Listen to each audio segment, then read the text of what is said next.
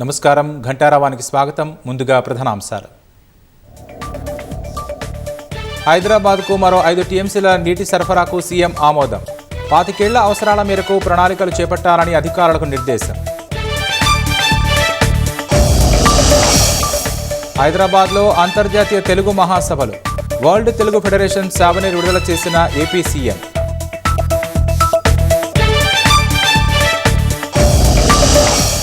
అభివృద్ధిలో తెలుగు రాష్ట్రాలు సహకరించుకోవాలన్న చంద్రబాబు. జన్మభూమి రుణం తీర్చుకోవాలని పెట్టుబడిదారులకు పిలుపు.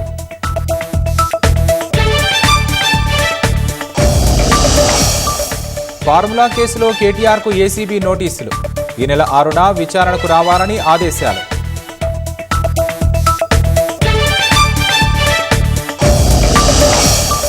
సంధ్య థియేటర్ ఘటనలో అల్లు అర్జున్కు బెయిల్.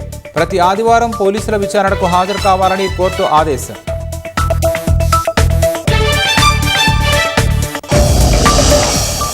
బీసీ డిక్లరేషన్ అమలు చేయాలంటూ ఎమ్మెల్సీ కవిత ధర్నా. 10 ఏళ్లలో బడుగులకు బీఆర్ఎస్ చేసిందేంటో చెప్పాలని కాంగ్రెస్ ఎదురుదాడి. కరోనా తరహాలో చైనాలో మరో వైరస్ కలకలం. హ్యూమన్ మెటానిమోతో ఆసుపత్రిలో చేరుతున్న చైనీయులు.